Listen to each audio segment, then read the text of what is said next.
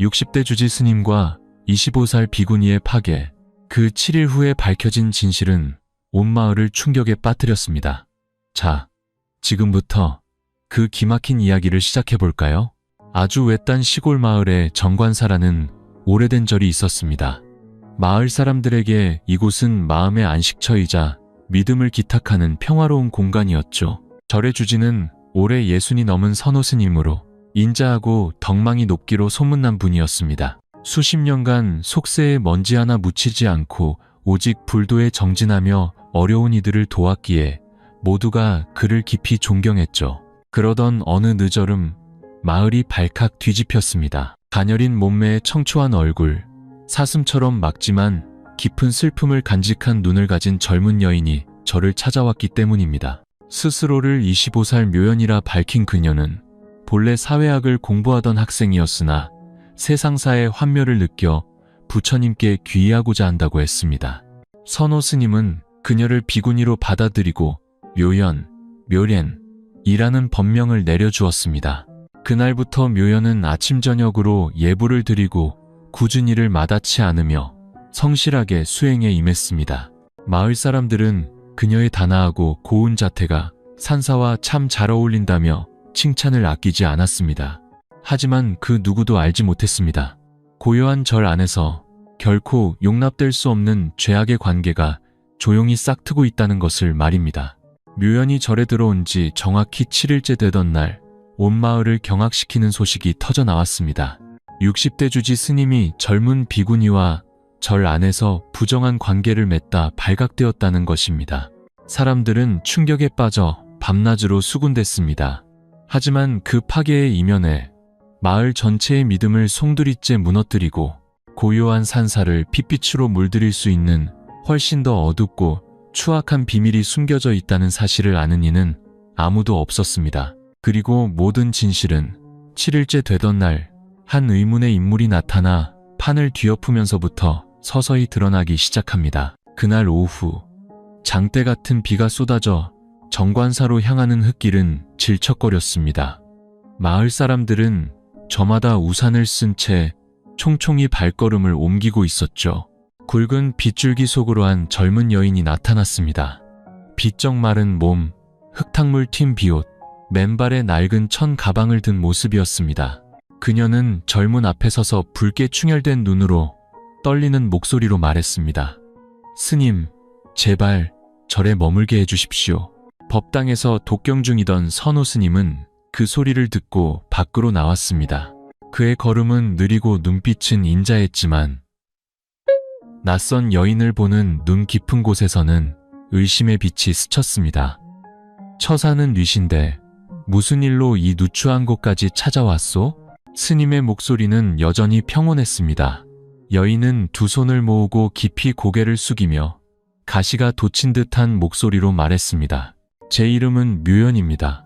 세상사의 환멸을 느껴 기댈 곳이 없습니다. 부디 저를 거두어 주십시오.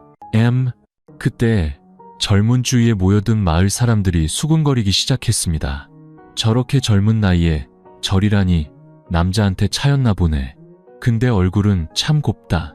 저런 여자가 들어오면 절간이 조용할 날이 없겠어. 하지만 선호 스님은 아무 말 없이 그녀를 지그시 바라볼 뿐이었습니다. 그 순간 스님의 늙은 눈에 아주 기묘한 감정이 스쳐 지나갔습니다. 수십 년 수행하며 잊었다고 생각했던 바로 그 감정이었습니다. 스님은 합장하며 말했습니다. 부처님의 문은 자비로우니 진실로 수행할 마음이 있다면 언제든 열려 있소. 묘연은 고개를 숙인 채 눈물을 뚝뚝 흘리며 스님을 따라 절 안으로 들어갔습니다. 등 뒤로 사람들의 따가운 시선과 끝없는 수군거림이 따라붙었습니다. 첫날 밤, 묘연은 부엌 근처의 작은 방을 배정받았습니다. 불평 한마디 없이 방을 치우고 빨래를 했죠. 하지만 깊은 밤, 고요함 속에서 깜빡이는 등잔불 아래 묘연은 거울 앞에 앉아 머리에 두른 수건을 조용히 풀었습니다. 검고 긴 생머리가 폭포수처럼 쏟아져 내렸습니다. 거울 속 자신을 바라보는 그녀의 눈빛은 슬프면서도 얼음장처럼 차가웠습니다. 그녀는 나직이 속삭였습니다. 그 목소리엔 형용할 수 없는 한이 서려 있었죠. 드디어 들어왔구나. 밖에서는 절의 풍경 소리가 길게 울려 퍼졌습니다. 아무도 몰랐습니다. 이 젊은 여인의 발걸음이 평화롭던 산사를 송두리째 뒤흔들 폭풍의 시작이라는 것을. 절에서의 둘째 날, 묘연은 동이 트자마자 일어나 회색 승복을 입고 절마당을 쓸었습니다. 희미한 아침 햇살이 그녀의 얼굴에 내려앉아 그 청초한 아름다움에 누구라도 감탄하지 않을 수 없었죠. 법당에서 나온 선호 스님이 염주를 굴리다 마당을 쓰는 그 고운 자태에 시선을 멈췄습니다. 그 순간 스님의 마음에 잔잔한 파문이 일었습니다. 보이지 않는 끈이 이성과 감정 사이를 팽팽하게 잡아당기는 듯했죠. 묘연아, 이리 들어오너라. 할 말이 있다. 스님의 목소리는 여전히 평온했지만 눈 깊은 곳에서는 형언할 수 없는 파도가 일고 있었습니다. 묘연은 고개를 숙이고 합장한 채 스님을 따라 법당으로 들어갔습니다. 향내음이 은은한 장엄한 공간. 스님은 자리에 앉아 천천히 차를 따르며 나지막이 말했습니다. 너는 아직 젊어 수행의 길이 얼마나 험한지 모를 것이다. 이 절에서는 누구나 계율을 지키고 마음을 다스려야 한다. 청정한 도량에 결코 세속의 욕망이 깃들게 해선 아니 되느니라. 묘연은 옅은 미소를 지으며 꿀처럼 달콤한 목소리로 답했습니다. 네, 스님. 속세의 먼지를 씻어내고자 이곳에 왔습니다. 하지만 고개를 숙인 그녀의 눈에 아주 잠깐 칼날 같은 성광이 스쳐 지나갔습니다. 그날 온종일 마을 사람들은 묘연이 부엌을 들락거리며 손수 선호 스님의 공양을 짓고 약을 다리는 모습을 보았습니다. 그녀의 손길은 세심하고 정성스러웠습니다. 선호 스님은 겉으로 엄숙한 표정을 유지했지만 자신도 모르게 그 부드러운 몸짓을 쫓는 시선을 거두지 못했습니다. 밤이 깊어지고 절은 정적에 휩싸였습니다. 처마 끝 풍경 소리와 풀벌레 소리만이 고요를 깰 뿐. 한밤중 묘연은 조용히 방을 나와 따뜻한 생강차를 들었습니다. 그녀는 소리 없이 복도를 걸었습니다. 얇은 승복자락이 어둠 속을 스치듯 지나갔습니다. 선호 스님의 방문 틈으로 아직 불빛이 새어나오고 있었습니다. 묘연은 문 앞에서 멈춰 다정한 목소리로 물었습니다. 스님, 아직 주무시지 않으셨습니까? 안에서 작게 인기척이 들리고 문이 열렸습니다. 피곤한 기색이 역력한 선호 스님은 너는 왜 아직 깨어있느냐 하고 물었습니다. 묘연은 부드럽게 찻잔을 건네며 말했습니다. 스님께서 너무 노고가 많으신 듯하여 생강차를 다렸습니다. 스님은 찻잔을 받아들었고 그 손이 미세하게 떨렸습니다. 좁은 공간, 단둘이 마주한 상황 속에서 묘연의 머리칼에서 풍겨오는 은은한 향기가 스님을 불현듯 당황하게 만들었습니다. 그녀의 목소리가 속삭이듯 낮아졌습니다. 스님, 아십니까? 저는 이런 밤이 너무 무섭습니다. 외로움도 과거의 메아리도 너무 두렵습니다. 선호 스님의 눈빛이 흔들렸습니다. 무언가 억눌렀던 감정이 솟구치는 듯했죠. 스님은 황급히 고개를 돌리며 갈라진 목소리로 말했습니다. 그만 내 방으로 돌아가거라. 밤이 깊었다. 하지만 묘연은 떠나지 않았습니다. 그녀는 스님을 올려다보며 물처럼 맑은 눈으로 물었습니다. 스님께서는 단 한 번도 외롭지 않으셨습니까? 그 질문은 비수가 되어 스님의 마음 가장 깊고 어두운 곳을 꿰뚫었습니다. 그날 밤 작은 방 안에서 선악의 경계를 넘어서는 무언가가 싹트고 있다는 사실을 마을 사람들은 아무도 알지 못했습니다. 그리고 바로 그 둘째 날부터 선호 스님의 마음은 걷잡을 수 없이 흔들리기 시작했습니다. 셋째 날, 또다시 비가 내렸습니다. 마을은 짙은 안개에 잠겼고 대나무 숲은 차가운 바람에 흔들렸습니다. 정관사는 여느 때처럼 고요했지만 그 안에 사람 마음에는 이미 폭풍이 일고 있었습니다. 아침 예불이 끝난 후 묘연은 조용히 따뜻한 죽 한 그릇을 들고 선호 스님의 방으로 갔습니다. 그녀의 눈빛은 부드러웠고 목소리는 여전히 꿀처럼 달콤했습니다. 스님께서 기침을 하시니 속을 데우시라고 죽을 쑤었습니다. 선호 스님은 책상에 앉아 있었습니다. 피곤한 얼굴이었지만 죽 그릇을 받쳐든 묘연의 작고 하얀 손을 보자 당혹감을 감추지 못했습니다. 스님은 입술을 깨물며 작게 고개를 끄덕였습니다. 거기에 두거라. 하지만 묘연은 떠나지 않고 곁에 앉아 숟가락으로 죽을 저으며 입으로 후후 불었습니다. 제가 떠먹여 드리겠습니다. 스님께서 절의 식구는 한 가족과 같다고 하셨지요. 은혜에 보답하고 싶을 뿐입니다. 그 말은 순수하면서도 묘한 여운을 남겼습니다. 숟가락이 스님의 입술에 닿는 순간 짜릿한 전율이 등줄기를 타고 흘렀습니다. 스님의 숨결이 멈칫했고 손은 가사 자락을 꽉 움켜쥐었습니다. 마음이 온통 뒤엉켰습니다. 평생 수행하며 단 한 번도 흔들린 적 없던 마음이었습니다. 하지만 지금 이토록 달콤한 관심과 유혹적인 눈빛, 젊은 비구니의 순수한 아름다움 앞에서 스님의 이성은 점점 흐릿해져 갔습니다. 그날 저녁, 마을 사람들은 여전히 묘연히 부엌을 오가는 모습을 보았지만 이번에는 선호 스님의 시선이 조용히 그리고 깊은 생각에 잠겨 그녀를 뒤쫓고 있었습니다. 밤이 깊어지고 안개가 절마당을 뒤덮자 묘연은 다시 따뜻한 찻주전자를 들고 방을 나섰습니다. 그녀는 스님의 방문을 두드리며 작게 속삭였습니다. 스님, 아직 깨어 계십니까? 선호 스님은 망설였지만 결국 문을 열었습니다. 깜빡이는 등잔불 아래 묘연은 앉아서 차를 따랐습니다. 부드러운 미소와 함께 그저 스님의 말벗이 되어드리고 싶었습니다. 오늘 밤은 달이 참 곱네요. 스님은 깊은 한숨을 내쉬며 무거운 눈빛으로 말했습니다. 너는 아직 젊으니 마음을 맑게 유지해야 한다. 속세의 먼지에 흔들려서는 안 되느니라. 묘연은 고개를 숙이며 슬픈 목소리로 말했습니다. 하지만 스님, 저는 외로운 것이 너무 두렵습니다. 이런 밤이면 그저 누군가 곁에 있어 주었으면 하고 바라게 됩니다. 그 말은 바람처럼 가벼웠지만 모든 장벽을 허물기에 충분한 힘을 가지고 있었습니다. 밖에서는 바람이 더욱 거세게 불고 마른 잎들이 어지럽게 흩날렸습니다. 안에서는 두 사람 사이의 공간이 점점 좁혀지고 숨결은 거칠어졌으며 시선이 얽혔습니다. 모든 경계가 허물어지기 시작했습니다. 그리고 그날 밤 고요한 산사의 작은 방에서 하나의 문이 열렸습니다. 선호 스님 자신조차 예상치 못했던 금단의 문이었습니다. 짙은 어둠이 정관사를 뒤덮으며 곧 닥쳐올 폭풍을 예고하고 있었습니다. 넷째 날 아침, 정관사에는 여전히 새벽 종소리가 울려 퍼졌지만 사람의 마음은 더 이상 평온하지 않았습니다. 기나긴 번뇌의 밤을 보낸 선호 스님은 퀭한 눈으로 법당에 나왔습니다. 안색은 눈에 띄게 수척했고 염주를 굴리는 손은 미세하게 떨렸습니다.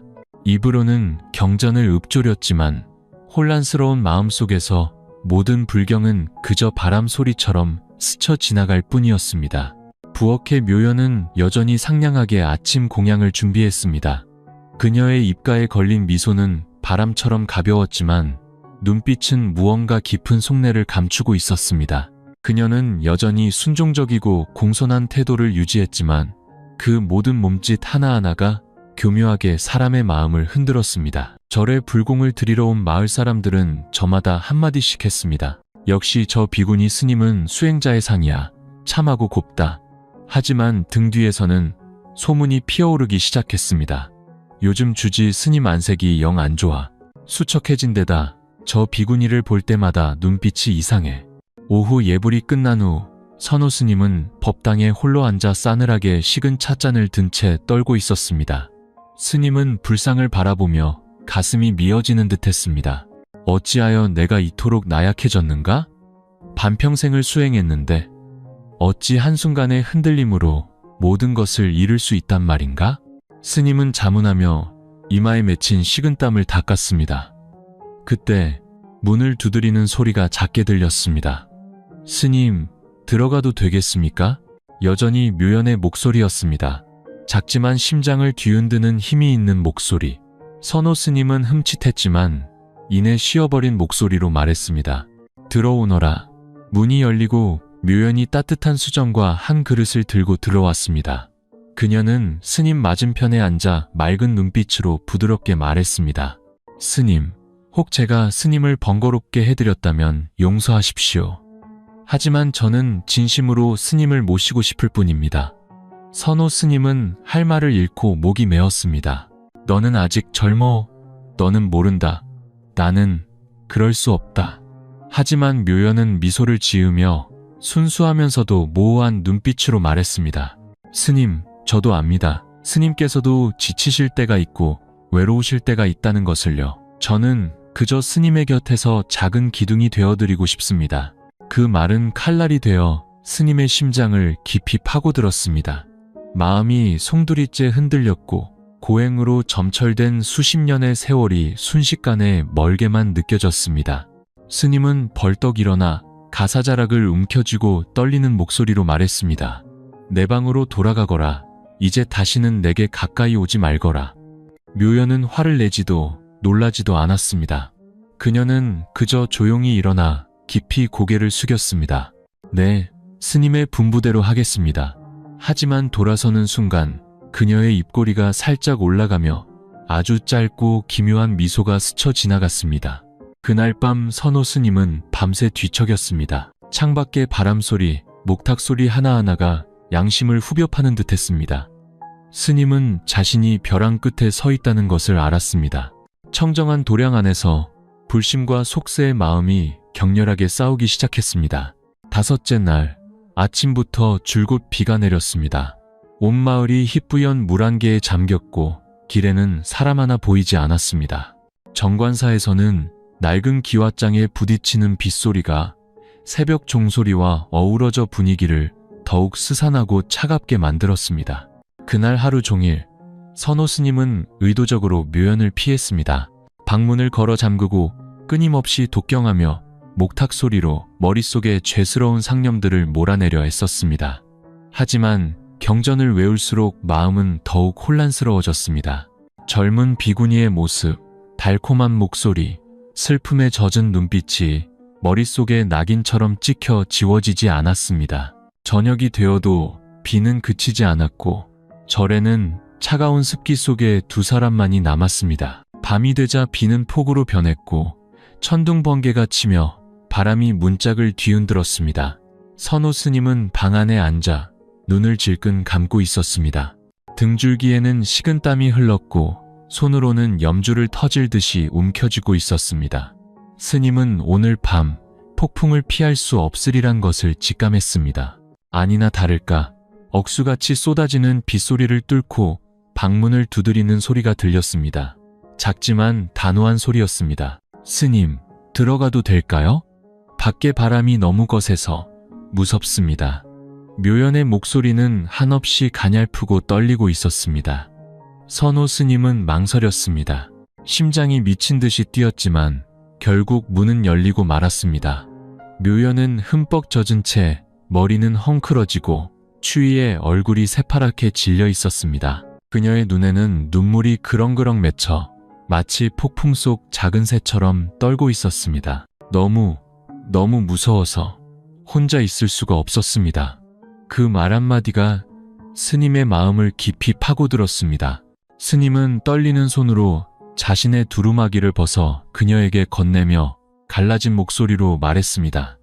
어서 들어오너라. 감기 들겠다. 묘연은 자리에 앉아 따뜻한 차를 두 손으로 감싸쥔 채 슬픈 표정을 지었습니다.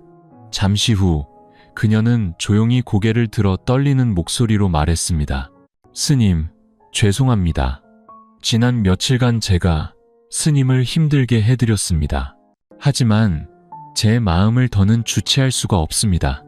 선호 스님은 그대로 굳어 경악한 눈으로 그녀를 바라보았습니다. 묘연은 망설이며 눈물을 뚝뚝 흘렸습니다. 저 스님께 마음이 흔들렸습니다. 처음 스님을 배웠을 때부터 제 감정을 통제할 수가 없었습니다. 스님 곁에 있을수록 따뜻함을 느꼈고 스님이야말로 제가 평생 찾아 헤매던 안식처라는 생각이 들었습니다. 하늘을 찢는 듯한 천둥 소리가 울리고 창문으로 번개가 번쩍이며 고뇌와 진심이 뒤섞인 그녀의 얼굴을 비췄습니다. 선호 스님은 숨이 멎는 듯했습니다. 이성은 당장 그녀를 내쫓으라고 여기서 벗어나라고 소리쳤습니다. 하지만 평생 경전만 알던 60년의 심장이 그 순간 격렬하게 요동쳤습니다. 빗소리 속에서 스님의 목소리가 메어 나왔습니다. 네가 네가 지금 무슨 말을 하는지 알고 있느냐? 여긴 부처님을 모시는 도량이다. 묘연은 입술을 깨물며 비처럼 눈물을 쏟아냈습니다. 압니다. 하지만 제 심장이 더는 이성의 말을 듣지 않는걸요, 스님. 그 순간 두 사람 사이의 거리는 한 올의 실처럼 아슬아슬해졌습니다. 밖에서는 여전히 비가 모든 경계를 허물듯 쏟아졌고 두 사람을 죄악의 소용돌이 속으로 밀어넣고 있었습니다. 여섯째 날, 비는 그쳤지만 정관사의 공기는 폭풍전야처럼 무겁게 가라앉아 있었습니다. 선호 스님은 아침 내내 방에서 나오지 않았습니다. 밤을 샌 얼굴은 퀭했고 눈은 붉게 충혈되어 있었습니다. 앙상한 손은 염주를 꽉 쥐고 있었지만 염주알이 떨어지는 소리마저 심장 소리처럼 불안하게 들렸습니다. 절에 불공을 드리러 온 마을 사람들도 이상한 낌새를 눈치챘습니다. 주지 스님 안색이 왜 저러신담? 며칠 새에 사람이 완전히 달라졌어. 반면 묘연은 여전히 상냥하게 미소 지으며 마당을 쓸고 공양을 짓고 차를 내었습니다. 마치 지난밤 아무 일도 없었다는 듯이 말입니다. 하지만 그녀의 눈 깊은 곳에는 차가운 자신감과 은밀한 승리감이 감돌고 있었습니다. 오후 예불이 끝난 후 선호 스님은 법당에 넋을 잃고 앉아 있었습니다. 위험 있는 불상을 향한 시선은 초점을 잃었죠. 부처님께서는 모든 것을 내려놓으라 하셨는데 어찌하여 내 마음은 이토록 꽁꽁 묶여버렸는가? 스님은 자문하며 떨리는 손을 움켜쥐었습니다. 해가 뉘엿뉘엿 지고 대나무 숲 뒤로 숨을 무렵 묘연이 다시 나타나 조용히 따뜻한 차 한 잔을 내려놓았습니다. 그녀의 목소리는 꿀처럼 달콤했습니다. 스님, 기운 내시라고 차를 준비했습니다. 며칠간 안색이 너무 안 좋으세요. 선호 스님은 힘없이 고개를 저으며 피곤한 목소리로 말했습니다. 거기 두어라. 생각이 없다. 하지만 묘연은 떠나지 않고 곁에 앉아 자신의 가늘고 긴 손을 스님의 손 위에 올려놓았습니다. 그녀의 목소리가 떨렸습니다. 스님, 이제 와서 부정하신들 무슨 소용이 있겠습니까? 스님의 마음도 저와 같다는 걸 저는 압니다. 그 말은 바람처럼 가벼웠지만 남아있던 마지막 이성의 방어선을 무너뜨리기에 충분했습니다. 그녀의 손이 닿는 순간 스님의 몸이 굳었고 숨은 거칠어졌으며 식은땀이 흘렀습니다. 수십 년간 고요했던 심장이 격렬하게 울리기 시작했습니다. 아니다. 제발 이러지 말거라. 스님은 더듬거리며 말했지만 묘연은 손을 놓지 않았습니다. 그녀는 스님의 눈을 똑바로 바라보며 갈망과 애원이 뒤섞인 눈빛으로 말했습니다. 스님, 아십니까? 저는 평생 누구에게도 무언가를 애원해 본 적이 없습니다. 하지만 오늘 스님께 딱 한 가지만 애원하겠습니다. 그녀의 목소리가 속삭임처럼 작아졌습니다. 제발 단 하룻밤이라도 좋으니 스님의 곁에 머물게 해주세요. 그 말은 이성의 마지막 끈을 끊어버리는 칼날과도 같았습니다. 밖에서는 바람이 휘몰아치고 나무잎이 어지럽게 흩날렸습니다. 좁은 방 안에서 속세를 등졌다고 믿었던 두 사람은 돌이킬 수 없는 죄악의 폭풍 속으로 완전히 침몰하고 있었습니다. 그날 밤 정관사는 깊은 침묵에 잠겼습니다. 오직 바람 소리와 빗방울 떨어지는 소리만이 이미 잔을 넘쳐버린 한 방울의 물처럼 모든 것을 바꿔놓을 그 밤을 예고하고 있었습니다. 일곱째 날, 하늘은 거짓말처럼 맑게 개었고 아침 햇살이 정관사 마당 가득 쏟아졌습니다. 하지만 절 안의 공기는 숨막힐 듯 무겁고 긴장감이 흘렀습니다. 선호 스님은 아침부터 방문을 걸어 잠갔습니다. 무거운 죄책감으로 가득했던 밤이 지나고 스님은 완전히 무너져 내린 듯 했습니다. 붉게 충혈된 눈, 잿빛 얼굴, 텅 빈 시선. 스님은 책상 앞에 멍하니 앉아 불상만 바라보고 있었습니다. 밖에서는 묘연이 여전히 마당을 쓸고 아무 일 없었다는 듯 부드럽게 미소 짓고 있었습니다.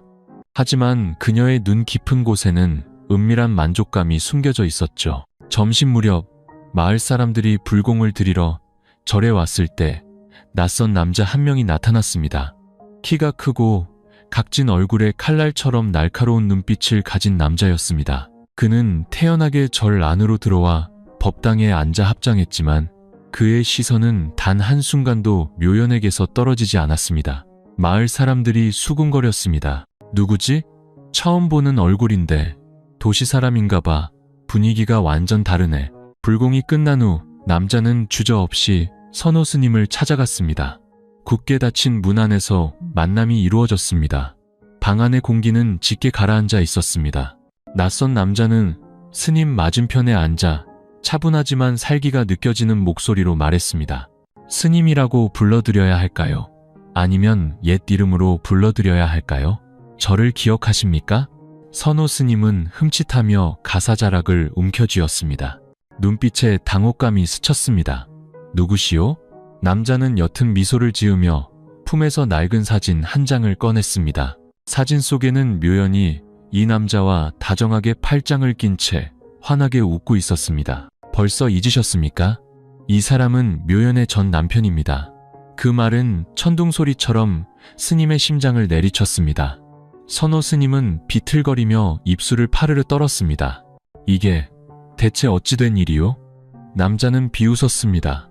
7일 전, 저 여자가 이 절에 들어온 건 수행을 위해서가 아닙니다. 당신을 유혹하고 파멸시키기 위해서였죠. 저 여자는 제 아내이자 제 계획의 일부였습니다. 그의 목소리는 얼음처럼 차가웠습니다. 나는 당신 때문에 모든 것을 잃었습니다. 이제 당신도 나락으로 떨어져 온 마을 사람들에게 손가락질 받고 더러운 중놈으로 절에서 쫓겨나는 기분을 맛볼 차례입니다. 마침내 비밀이 드러났습니다. 마을 사람들이 칭송하던 젊은 비구니 묘연은 사실 선호 스님의 오랜 원수가 심어놓은 미끼에 불과했던 것입니다. 20년 넘게 이어진 깊은 원한이 가장 잔인하고 악독한 방식으로 터져나온 순간이었습니다.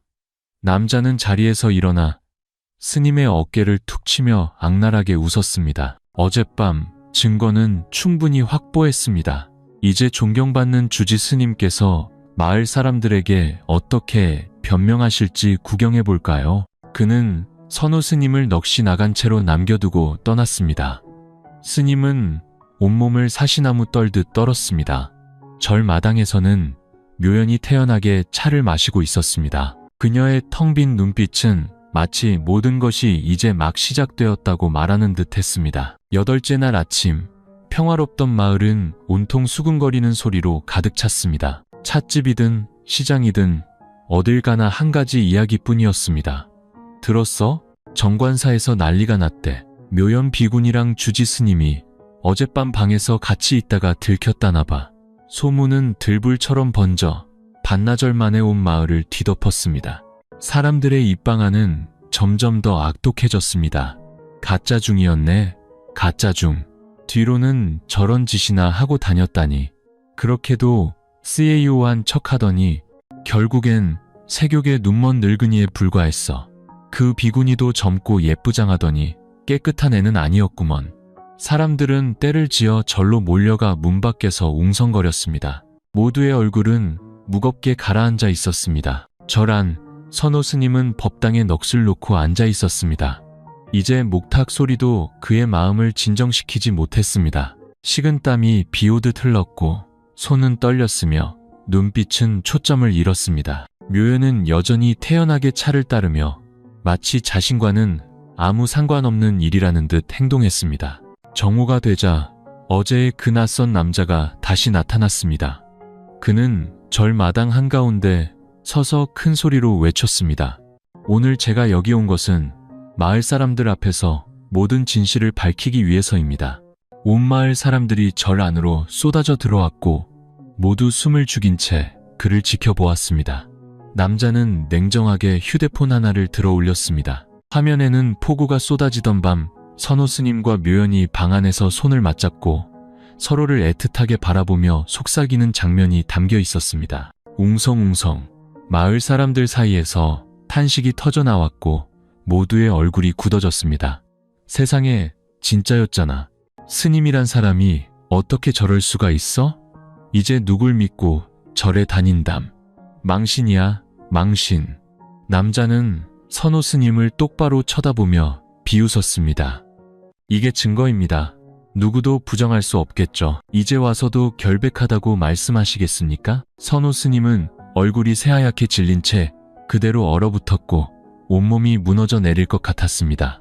마을 사람들은 소리치며 욕설을 퍼붓기 시작했습니다. 당장 산에서 내려가라. 승복 입을 자격도 없다. 절간을 더럽힌 놈. 하지만 묘연.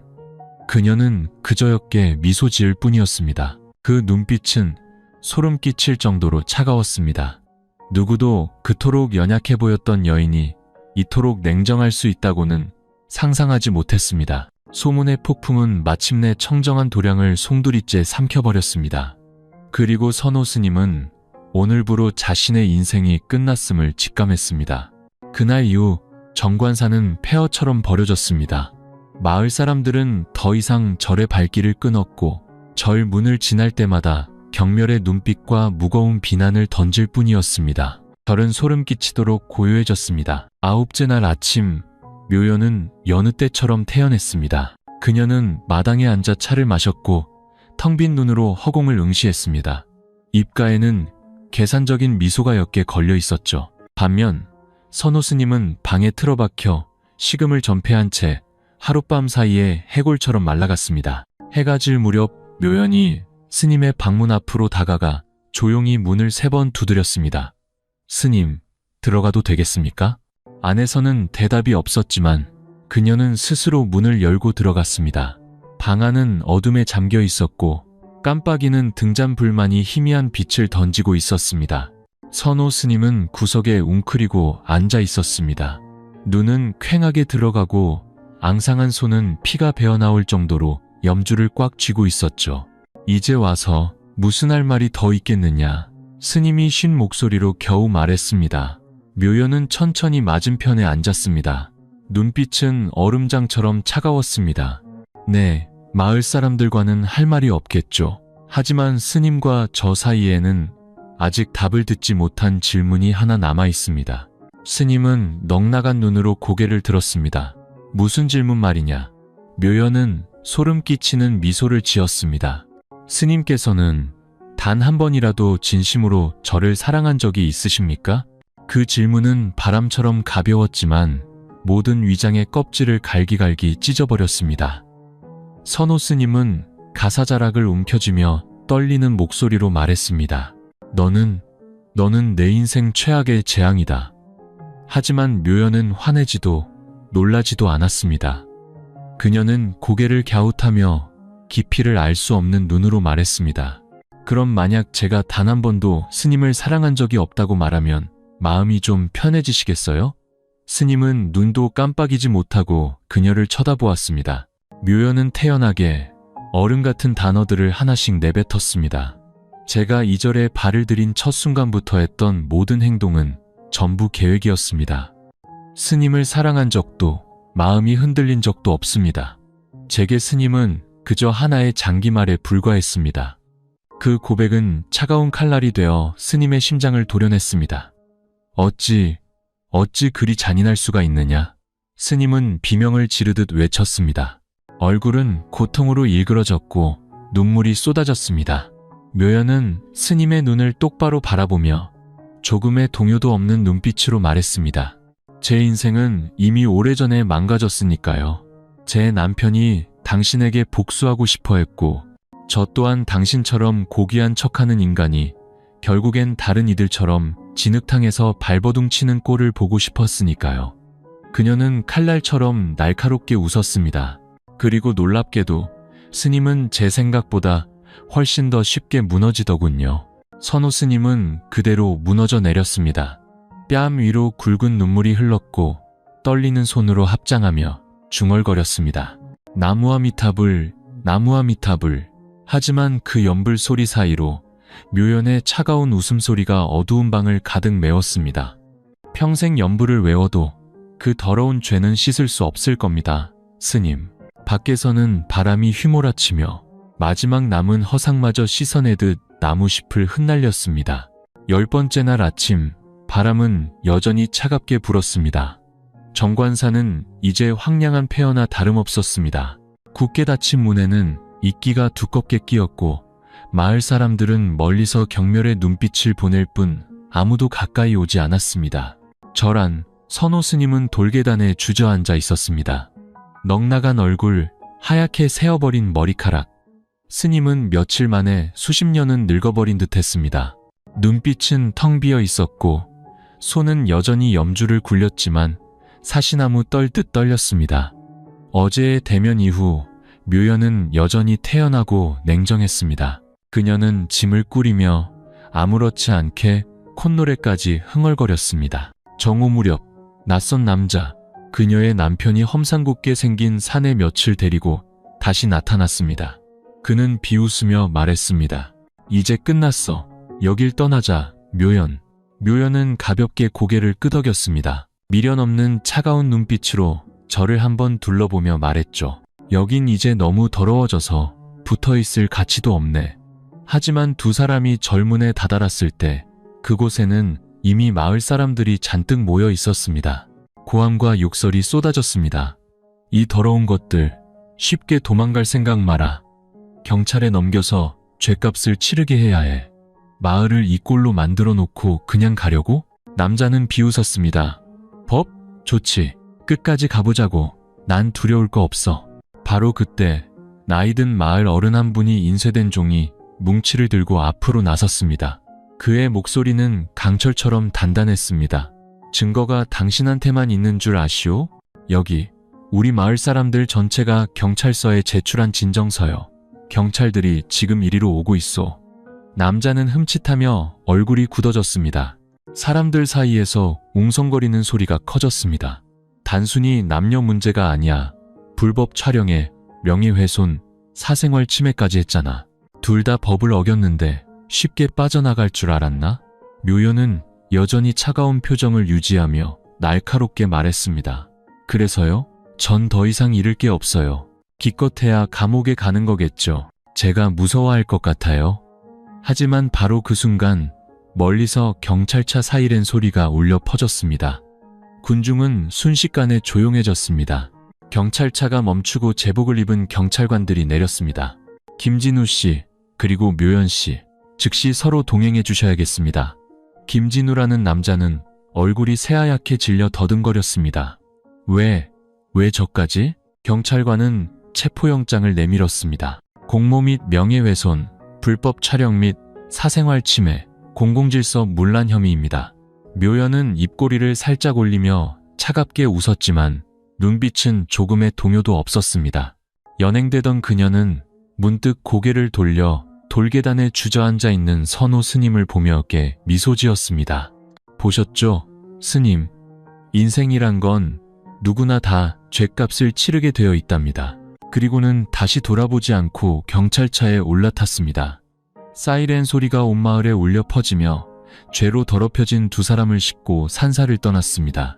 그제야 선호 스님은 땅에 머리를 밟고 눈물을 쏟으며 중얼거렸습니다. 인과응보다, 인과응보야.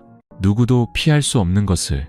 정관사는 해질녘의 어둠 속으로 소름 끼치도록 황량하게 가라앉았습니다.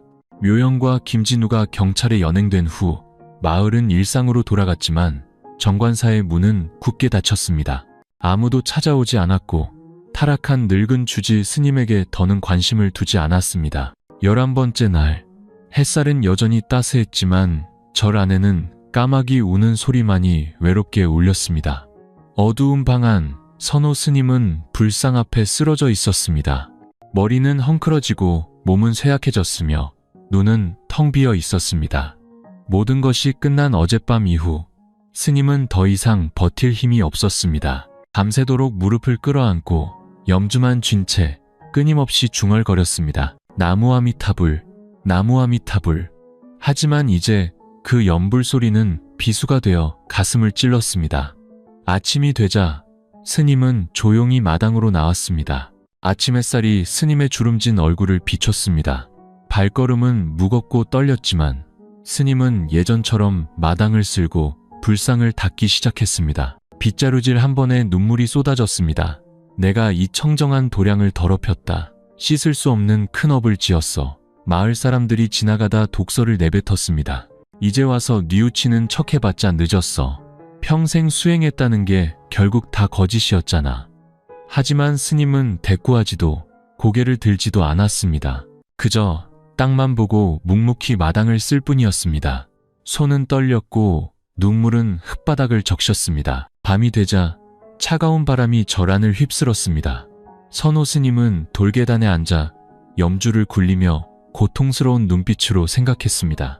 내가 내 손으로 나를 벼랑으로 밀었다. 부처님과 마을 사람들을 모두 기만했어. 그리고 스님은 자리에서 일어났습니다. 며칠 만에 처음으로 그는 직접 밤중에 긴 종을 쳤습니다. 댕, 댕. 구슬픈 종소리가 산 전체에 울려 퍼졌습니다. 마치 길 잃은 영혼의 절규처럼 그 종소리에 마을 사람들은 소름이 돋았습니다. 누군가 속삭였죠. 저 종소리 주지 스님이 참여하려고 치는 건가 봐. 그날 밤 내내 스님은 염부를 외웠습니다. 눈물은 말라붙었고 염주를 너무 세게 쥔 탓에 손에서는 피가 배어 나왔습니다. 혼미한 정신 속에서 스님은 중얼거렸습니다. 남은 평생을 참회하며 살겠습니다. 용서를 구하지 않겠습니다. 그저 눈 감기 전에 이 마음이라도 씻어낼 수 있기를. 밖에서는 바람이 울부짖고 나무잎이 마당을 뒤덮으며 완전히 무너져 내린 한 인간의 그림자를 감추는 듯 했습니다. 그날 밤 정관사는 처절한 참회의 종소리 속에 깊이 잠겨 늙은 주지의 고독하고 고통스러운 속죄의 여정이 시작되었음을 알렸습니다. 12번째 날 아침, 햇살이 채 마르지 않은 돌계단에 이끼를 비출 무렵 정관사의 문을 두드리는 소리가 들렸습니다. 고요한 공간에 울려 퍼진 그 소리에 마당을 쓸던 선호 스님은 깜짝 놀랐습니다. 문이 천천히 열렸습니다. 스님의 눈앞에는 중년의 여인 한 명이 서 있었습니다. 머리에는 희끗희끗 서리가 내렸고 몸은 말랐지만 눈빛만은 굳건하고 맑았습니다. 그녀는 소박한 한복 차림으로 낡은 천 가방을 꼭 껴안은 채 조용히 서 있었습니다. 그 눈빛은 따뜻하면서도 어딘가 아득하고 고통스럽게 스님을 바라보고 있었습니다. 선호 스님은 그대로 굳어돌처럼 서 있었습니다. 입술이 파르르 떨렸습니다. 당신은, 여인은 조용히 고개를 끄덕였습니다. 차분하지만 감정이 실린 목소리로 말했죠. 저예요. 못 알아보시겠어요? 단 한마디였지만 그 말은 스님이 평생 묻어두려 했던 기억을 갈기갈기 찢어 놓았습니다. 그녀는 바로 스님이 출가하기 위해 버렸던 옛 아내였습니다. 민숙 씨, 당신이요? 스님의 목소리가 메었고 몸이 휘청거렸습니다. 민숙이라 불린 여인은 절 안으로 들어서며 담담하게 말했습니다. 당신 소식을 듣고 와봐야 할 것 같아서요. 두 사람은 말없이 서로를 바라보았습니다. 그들 사이에는 후회와 원망, 사랑과 고통으로 얼룩진 무거운 과거가 흐르고 있었습니다. 선호 스님은 감히 고개를 들지 못하고 바람소리처럼 떨리는 목소리로 물었습니다. 여긴 어쩐 일이요? 내가 저지른 일 때문에 온통 치욕스러울 텐데. 민숙 씨는 돌계단에 앉아 부드러워진 눈빛으로 낮지만 깊이 있는 목소리로 말했습니다. 당신을 원망하러 온 게 아니에요. 그저 당신을 보러 왔어요. 마지막으로 한 번. 그 말에 스님은 숨이 멎는 듯 했습니다. 그녀는 스님의 눈을 똑바로 바라보며 천천히 말을 이었습니다. 30여 년 전 당신은 우리 모녀를 버리고 산으로 들어갔죠. 속세의 먼지를 씻고 마음을 청정히 하겠다면서요. 원망하지 않았어요. 하지만 당신, 그 세월 동안 나와 내 딸이 어떻게 살았는지 아세요? 선호 스님은 고개를 더욱 깊이 숙였습니다. 눈물이 뚝뚝 떨어졌지만 아무 말도 할 수 없었습니다. 민숙 씨는 한숨을 내쉬며 슬픈 눈으로 말했습니다. 우리 딸, 그 아이가 바로 묘연이에요. 그 말은 하늘이 무너지는 소리와도 같았습니다. 선호 스님은 고개를 번쩍 들었습니다. 온몸이 격렬하게 떨렸고 눈빛은 극도의 혼란에 휩싸였습니다. 당신 지금 무슨 말을, 그럴 리가 없어.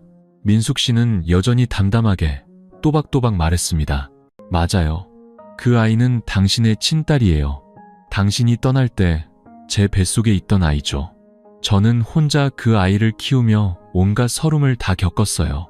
그리고 아이가 모든 사실을 알게 되었을 때, 자신의 아버지가 배신자라는 것을 알았을 때 아이는 스스로 이 계획을 세웠어요. 선호 스님은 그대로 무너져 내렸습니다. 가슴을 움켜쥐고 거친 숨을 몰아쉬었죠. 아니야, 그럴 리가 없어. 내가 내 딸에게 죄를 지었다니? 민숙 씨는 작게 고개를 끄덕이며 비통하게 말했습니다. 그게 바로 당신이 받아야 할 업보예요. 이제 충분히 받으셨겠죠. 숨막히는 정적 속에서 그녀가 내뱉는 말 한마디, 한마디가 칼날이 되어 스님의 심장을 찔렀습니다. 밖에서는 바람이 울부짖고 나무잎이 길을 뒤덮으며 꺼져가는 햇살마저 가려버리는 듯 했습니다. 정관사의 공기는 향내보다 더 무겁고 질식할 듯 했습니다. 선호 스님은 차가운 바닥에 무릎을 꿇은 채 넋 나간 사람처럼 더듬거렸습니다. 아니야, 사실이 아닐 거야. 하지만 민숙 씨는 고요한 물처럼 슬프지만 굳건한 눈빛으로 앉아 있었습니다. 사실은 사실이에요. 당신이 아무리 외면하고 싶어도. 그녀는 가방에서 세월에 누렇게 바랜 낡은 종이 한 장을 꺼냈습니다. 그것은 호적등본 사본이었습니다. 글씨는 희미했지만 아버지의 이름을 읽기에는 충분했습니다. 김선호, 스님이 출가하기 전의 이름이었습니다. 그녀는 스님 앞에 종이를 내려놓으며 차갑게 말했습니다. 이걸 보세요. 그리고 당신이 한때 누구였는지 기억하세요. 선호 스님은 떨리는 손으로 종이를 들었습니다. 눈물 때문에 글씨가 번져 보였습니다. 종이 위의 글자들은 하나하나가 비수가 되어 심장을 찔렀습니다. 묘연, 내 딸. 반평생 속세를 벗어났다고 믿었던 남자는 이제 와서야 터져나오는 극심한 고통에 몸부림쳤습니다. 스님은 목이 맨 채 울부짖었습니다. 더 이상 수행자의 모습은 찾아볼 수 없었죠. 하늘이시여, 어찌하여 저에게 이토록 가혹하십니까? 내 손으로 내 인생을 망치고 내 딸까지 망가뜨렸단 말입니까? 민숙 씨는 여전히 조용히 앉아 있었습니다. 눈가에 눈물이 맺혔지만 표정은 흔들리지 않았습니다. 이 사실을 평생 말하지 않고 당신이 남은 생을 고독 속에서 살게 하려 했어요. 하지만 묘연이가 이토록 잔인한 복수를 선택할 줄은 몰랐어요. 선호 스님은 바닥에 머리를 찍기 시작했습니다. 이마에서 피가 흘렀습니다. 내가 씨를 뿌렸어. 내가 죄를 지었어. 나는 천벌을 받아 마땅해. 민숙 씨는 스님을 바라보며 무겁게 말했습니다. 당신이 우리 모녀를 버리고 수행을 떠났을 때 우리가 온 마을 사람들에게 어떤 손가락질을 받으며 살았는지 아세요? 그녀의 눈이 눈물로 흐려졌습니다. 그 아이는 애비 없는 자식이라는 욕설 속에서 굶주림과 냉대 속에서 자랐어요. 당신을 뼛속까지 증오했죠. 언젠가 기회가 오면 반드시 당신을 자기 발 아래 무릎 꿇리고 우리 모녀가 겪었던 고통을 그대로 맛보게 해줄 거라고 했어요. 선호 스님은 막다른 길에 몰린 짐승처럼 울부짖었습니다. 여보, 내가 잘못했소. 내가 정말 잘못했소. 이제 더는 살면목이 없소. 민숙 씨는 스님을 보며 차가워진 눈빛으로 단호하게 말했습니다. 그래요. 당신은 잘못했어요. 하지만 나는 당신을 탓하거나 저주하러 온 게 아니에요. 스님은 흠칫하며 피 맺힌 눈으로 고개를 들었습니다. 그럼 여긴 어쩐 일이요? 민숙 씨는 자리에서 일어나며 칼날처럼 날카로운 눈으로 말했습니다. 당신에게 알려주러 왔어요. 당신 딸이 지금 자기 자신을 파멸시키고 있다는 걸. 당신 생각보다 훨씬 깊은 나락으로 떨어지고 있어요. 만약 당신에게 아직 일말의 양심이라도 남아있다면 그 아이를 구하세요. 무슨 수를 써서라도. 그 말을 남기고 그녀는 돌아섰습니다. 한 걸음 한 걸음 저를 떠나는 그녀의 등 뒤로 무릎 꿇은 선호 스님의 텅 빈 눈빛과 산산조각 난 심장만이 남았습니다. 그때 절의 종이 울렸습니다. 하지만 이번에는 참회의 소리가 아니었습니다. 자신의 끔찍한 죄업을 이제야 깨달은 한 인간을 향한 경고의 종소리였습니다. 민숙 씨가 떠난 후 그날 오후 내내 선호 스님은 마당 한가운데 꼼짝 않고 무릎을 꿇고 있었습니다. 따가운 햇살과 거친 바람이 늙고 초췌한 얼굴을 때렸지만 미동도 하지 않았습니다. 머릿속에는 온갖 영상이 뒤엉켰습니다. 묘연의 전 남편, 마을 사람들의 욕설, 참회의 종소리, 그리고 민숙 씨의 날카로운 말. 그 아이가 자기 자신을 파멸시키고 있어. 양심이 있다면 그 아이를 구해. 스님의 심장은 산산조각 나는 듯 했습니다. 그날 밤 선호 스님은 긴 양 한 자루를 피우고 불상 앞에 몇 시간이고 엎드려 흐느꼈습니다. 부처님, 제가 죄를 지었습니다. 하지만 제 딸이 나락으로 떨어지는 것을 보고만 있을 수는 없습니다. 부디 제게 그 아이를 구할 힘을 주십시오. 이 목숨을 바쳐서라도 14번째 날 새벽 짙은 안개가 채 거치기 전 스님은 낡은 승복을 걸치고 앙상한 다리로 산을 내려갔습니다. 반평생을 몸담았던 정관사를 뒤로 한 채였습니다. 스님은 묘연과 김진우가 구금되어 있는 파출소로 향했습니다. 당직 경찰관은 스님을 보고 놀란 눈으로 물었습니다. 주지 스님 아니십니까? 무슨 일이시죠? 스님은 합장하고 깊이 고개를 숙이며 간절하게 말했습니다. 묘연이를 만나게 해주십시오. 할 말이 있습니다.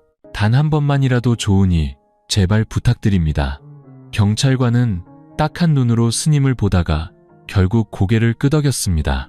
5분만 드리지요. 하지만 괜찮으시겠습니까? 지금 그 아가씨 상태가 아주 불안정하고 위험합니다. 스님은 그저 고개를 숙이며 목맨 소리로 말했습니다. 어떻게든 만나야 합니다.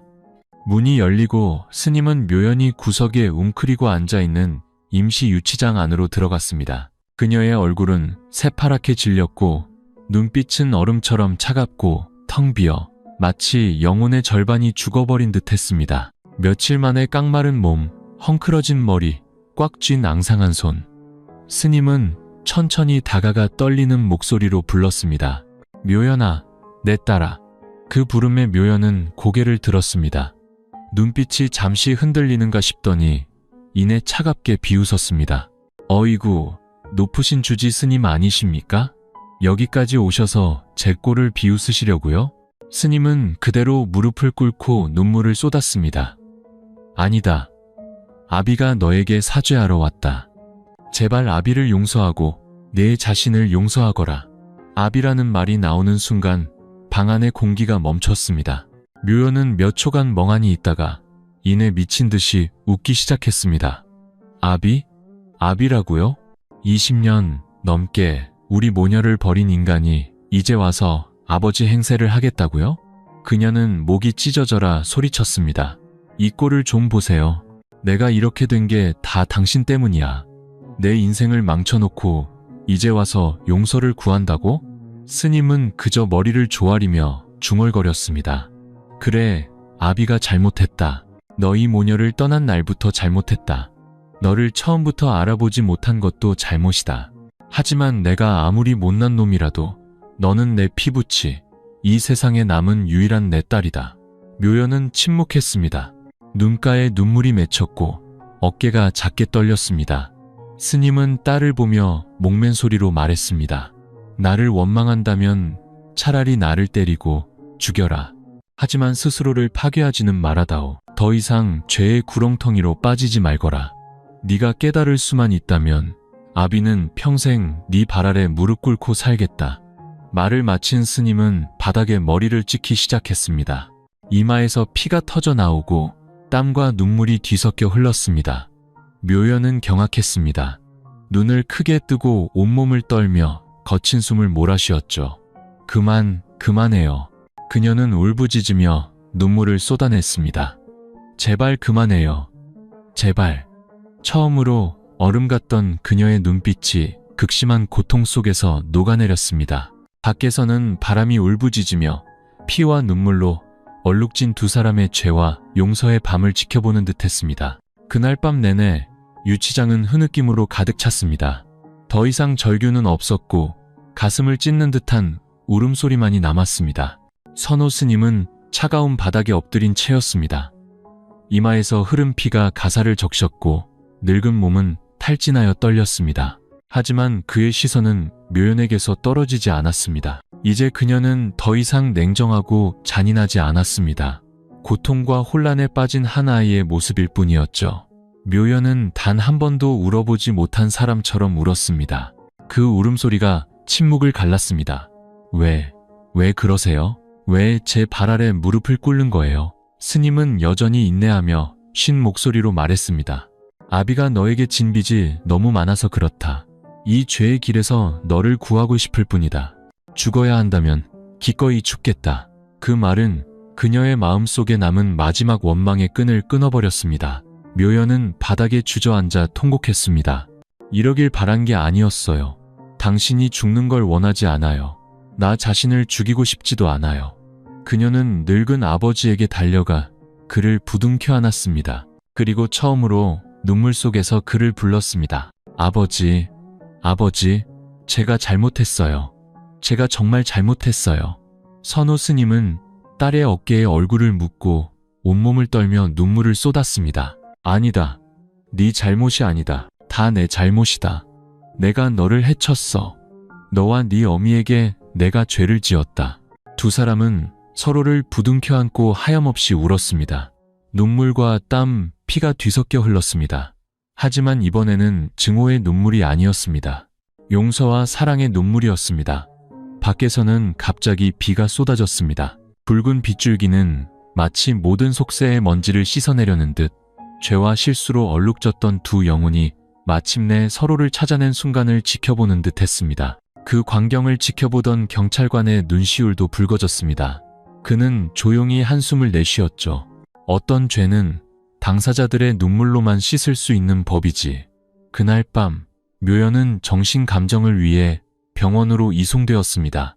그녀는 더 이상 저항하지 않고 침묵했습니다. 눈빛에서는 날카로움이 사라지고 한결 편안하고 부드러워져 있었습니다. 선호 스님은 응급처치를 받은 후에도 밤새도록 염불을 외웠습니다. 마치 새로 태어난 사람처럼 굳게 염주를 쥔 손을 놓지 않았습니다. 빗속에서 규칙적인 염불 소리가 울려 퍼졌습니다. 이전처럼 무겁지 않고 가볍고 평온한 소리였습니다. 두 사람의 마음 깊은 곳에서 마침내 진정한 용서와 구원의 눈물 한 방울이 흘러내리고 있었습니다. 16번째 날, 밤새 내린 비가 그치고 하늘이 맑게 개었습니다. 부드러운 햇살이 파출소의 낡은 기와지붕을 비추자 차갑고 어둡던 공간이 한결 따뜻해졌습니다. 아침 일찍 선호 스님은 이마의 상처를 치료받고 퇴원 허가를 받았습니다. 그는 정관사로 바로 돌아가지 않고 묘연의 정신감정 결과가 나올 때까지 근처에 머물며 딸을 돌보겠다고 했습니다.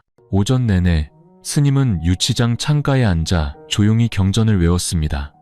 그의 눈빛은 이전보다 훨씬 평온해져 있었습니다. 얼굴에는 멍자국이 남고 이마에는 흰 붕대를 감고 있었지만 더 이상 절망적인 기색은 보이지 않았습니다. 마을 사람들은 스님이 산을 내려와 모든 잘못을 인정했다는 소식을 들었습니다. 많은 이들이 호기심에 찾아와 스님을 쳐다봤지만 이제 그들의 눈빛에는 경멸이 많이 옅어져 있었습니다.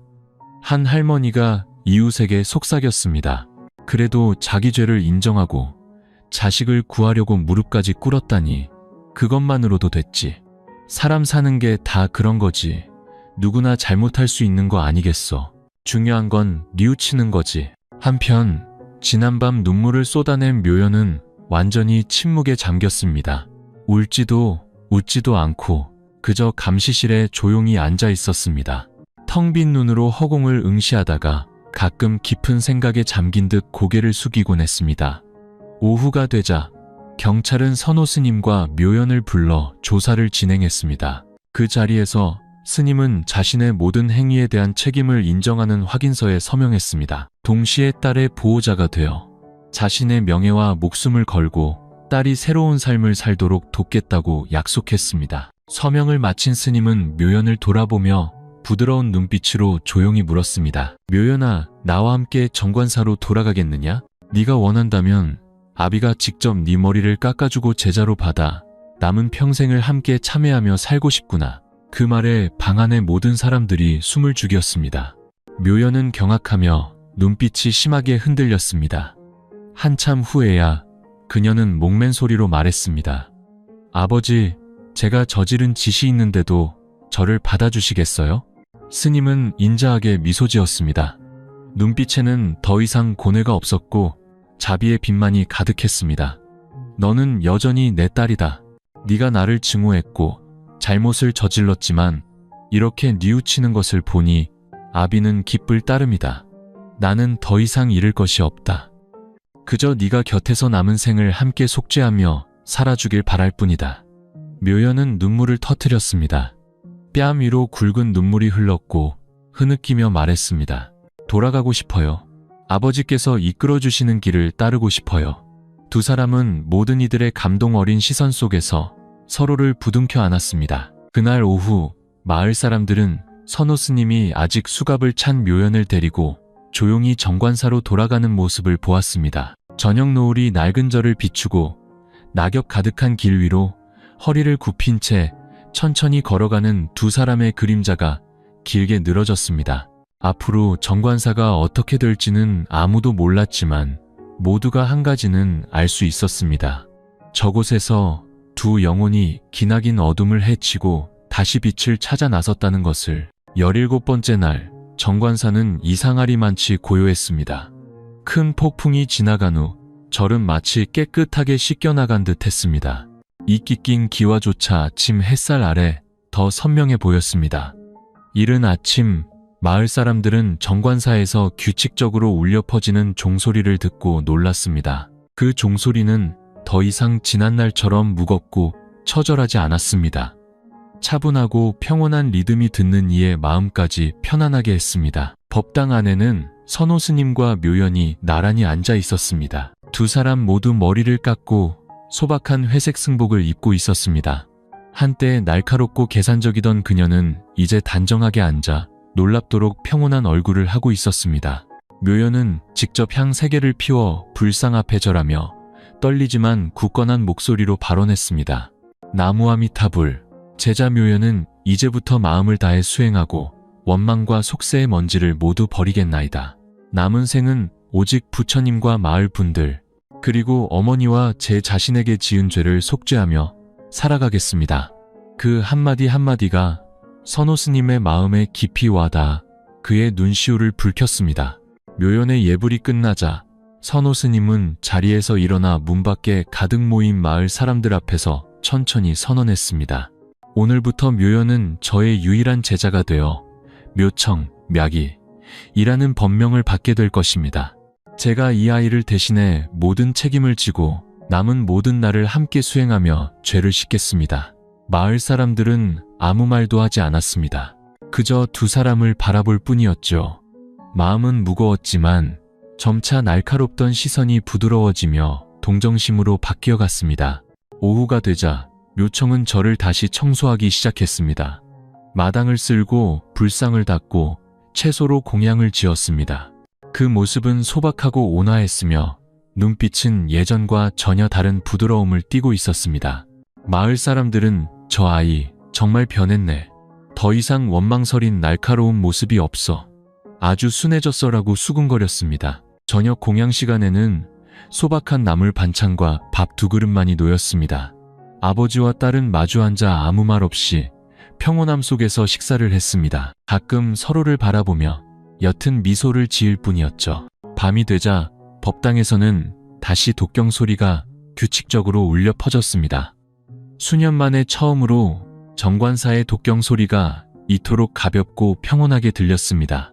깜빡이는 등잔불 아래 늙은 스님과 젊은 비구니의 그림자가 천천히 합장하고 경전을 읊조렸습니다. 마치 구원받은 두 영혼이 가장 어두웠던 날들을 지나 마침내 자기 자신을 찾아가는 모습이었습니다. 밖에서는 부드러운 바람이 불고 밝은 달이 이끼 낀 지붕을 비추었습니다. 함께 앉아 연불하는 두 사람의 그림자는 원한이 사라지고 오직 평온만이 남은 새로운 삶의 시작을 알리고 있었습니다. 18번째 날, 하늘은 맑고 햇살은 꿀처럼 부드러웠습니다. 아침 일찍 절의 종소리가 다시 울려 퍼졌습니다. 그 리듬은 이제 평화로운 마을의 익숙한 순결과도 같았습니다. 절 마당에서는 선호 스님과 이제 묘청이라는 법명을 가진 묘연이 함께 마당을 쓸고 텃밭을 가꾸고 낡은 돌계단을 보수했습니다. 빗자루질 한 번, 돌멩이 하나를 옮길 때마다 그들의 마음속에 남았던 마지막 원한과 죄의 찌꺼기가 씻겨나가는 듯했습니다. 마을 사람들은 처음에는 경계하며 지켜보다가 점차 절을 찾는 횟수가 늘어났습니다.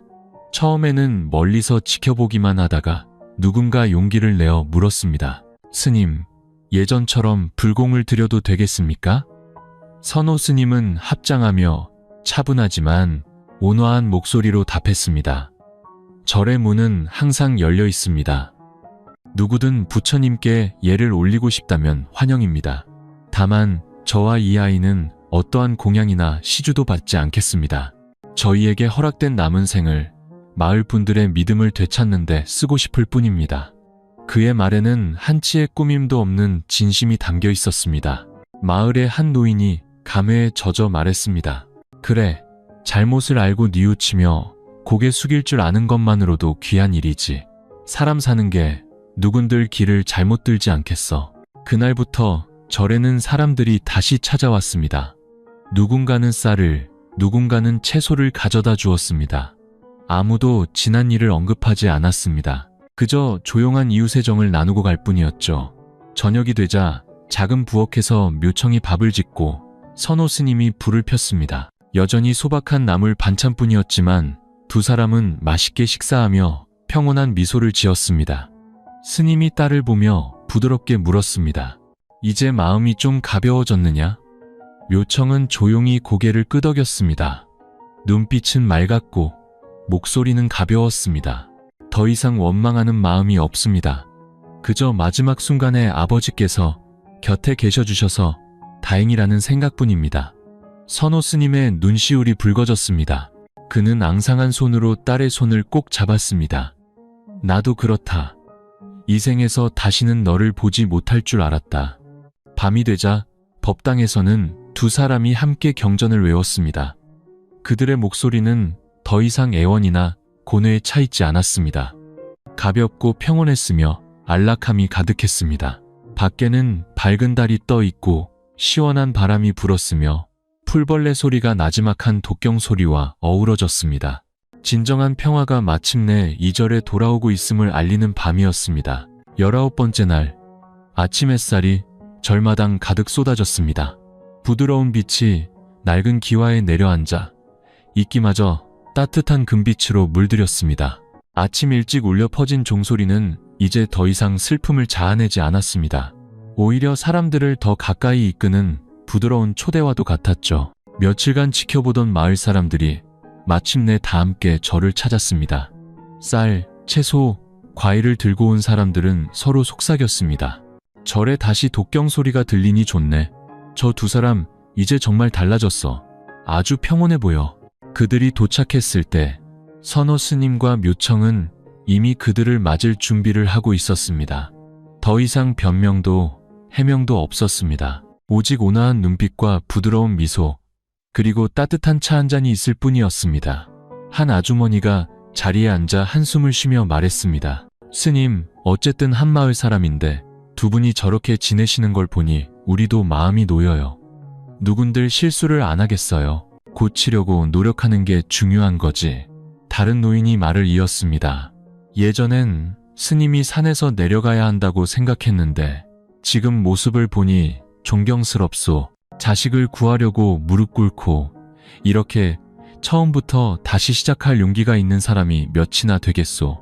선호 스님은 합장하고 깊이 고개를 숙이며 진심으로 말했습니다.